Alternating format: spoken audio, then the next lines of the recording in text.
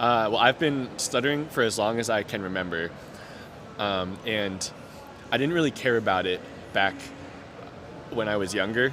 Um, I knew, like, I knew I stuttered, but people in my classes weren't really talking about it or bullying or anything like that. And so um, I did some speech therapy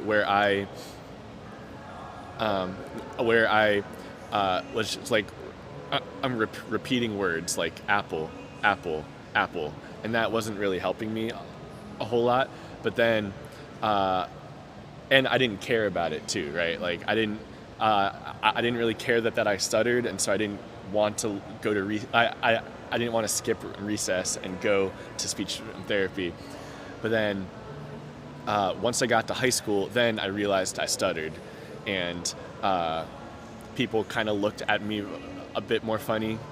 And so then I met a speech language pathologist in Maryland who did something called avoidance reduction therapy. And so that isn't trying to reduce stuttering per se. It's actually, I'm reducing me avoiding stuttering. And so you know that you'll stutter, but how do you carry yourself in that moment? And so there was lots of desensitization to fear, and like I'm feeling shame about stuttering, but then I'm realizing that nothing bad actually happened, right? And so there were times where I would like call up a pizza place and purposely stutter until that person hung up. And that was a big challenge. And you would just hop on the phone and say, "Hi, I want," until they hang up. And then you realize, that the worst thing that happened was that they hung up, and it was fine. And then so that's what kind of broke me out of my introvert shell, I would say. And then I realized that I was an extrovert. And I like talking to people. I like to meet new people. And then that's kind of what got me to my point today, where I was a campus missionary for a Catholic nonprofit for many years. And my job was to go talk to people on campus and invite them into Bible studies, into small groups, into mentorships, and just welcome people into the Catholic Center. And that avoidance reduction therapy and that training really helped me to find who I am.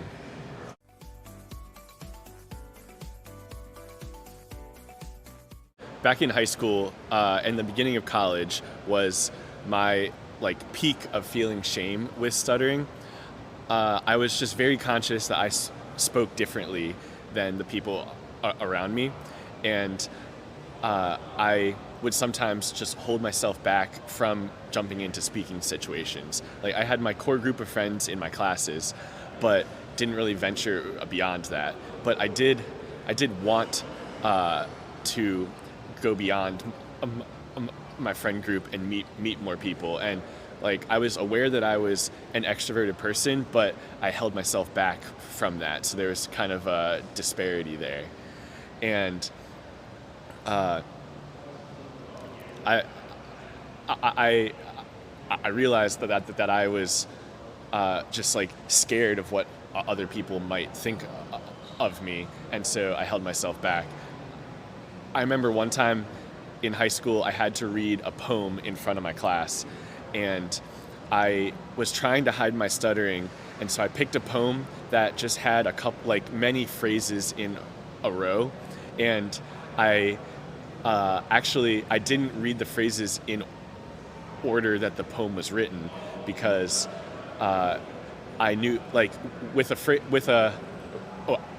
a poem that was just a series of phrases that didn't follow a story, I thought I could just flip them around and the teacher in the class wouldn't know, but then I could still speak and not stutter.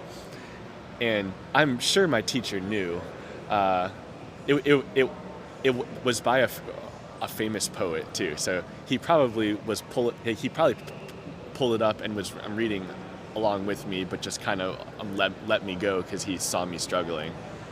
But like looking back at that moment, I'm kind of embarrassed that I tried to take that like sidestep around my stuttering.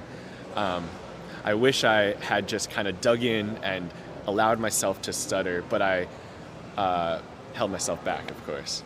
But since then, I've really been tried to be brave about my stutter. I definitely put myself in situations where I'm going to have to speak in front of people, and I know I'm going to stutter, but I don't want to let that affect me.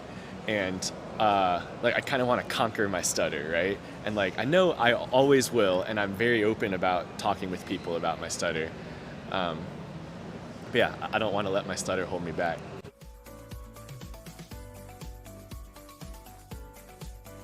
I just felt a tension in my heart, right? Because I did want to go talk to people, but I was scared, I was nervous about how those conversations would go, and I didn't want the person I was talking to give me a negative reaction, because some people just don't know what stuttering's like and what to do when someone stutters. And so I basically allowed myself to fill in what they were going to do, and then I just chose not to be in that situation.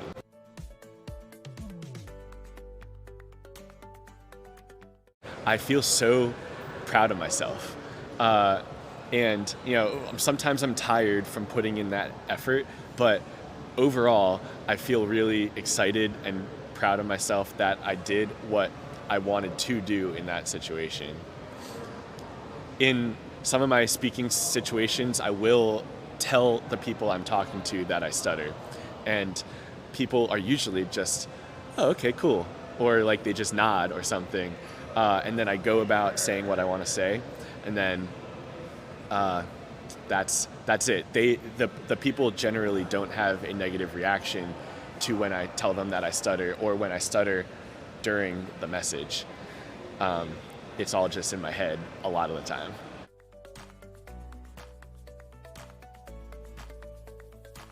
The NSA is a great place to have in your back pocket for a person who stutters. I would love for everybody to be involved all the time, but I know some people have life that happens, right? And you might have a good year with speaking and you don't come as much or something. But then when that rough patch happens and you really need to talk to somebody about your speech, we're here for you. And that's one of the coolest things about the NSA.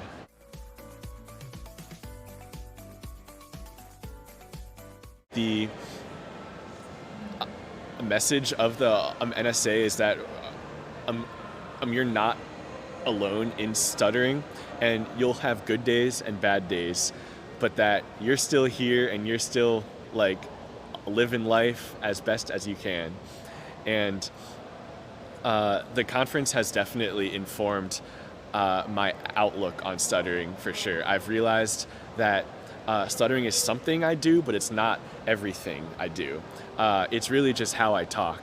And if I'm cool with stuttering and I can tell the people I'm talking to that I'm cool with stuttering, you can be cool with stuttering, then it's really just a part of how we communicate.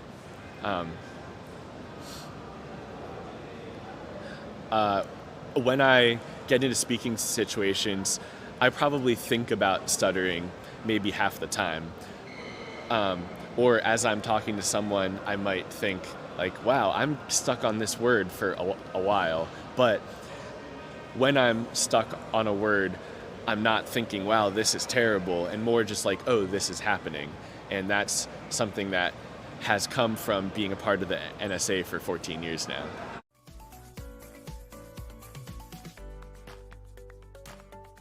I tell them about how there's hundreds of people who stutter here and that it's just so fun, and people who stutter are in the majority here at the conference, which never happens out in the real world.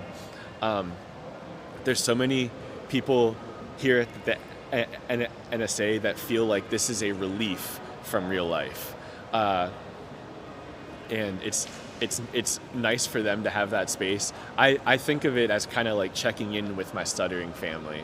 Um, you know, I ask everybody, all my friends from past conferences, like what's new in your life, and I get to hear about their new jobs or they moved and things like that. And it's fun to check in with the stuttering community here.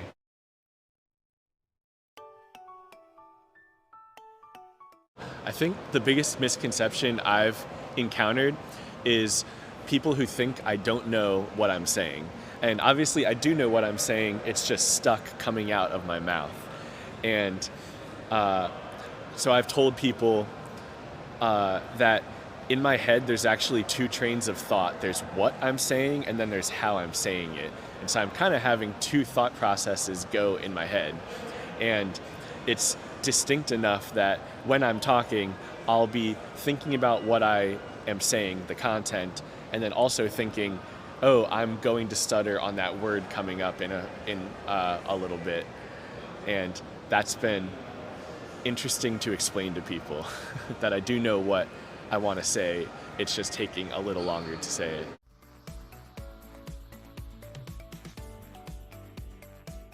I block this week off on my calendar every year. As soon as they announce the new city and the new dates, it's on my calendar. And my family knows I'm coming here. My boss knows I'm coming here. This is one of those weeks that you just mark off immediately. And I'm so excited to be here again at the conference.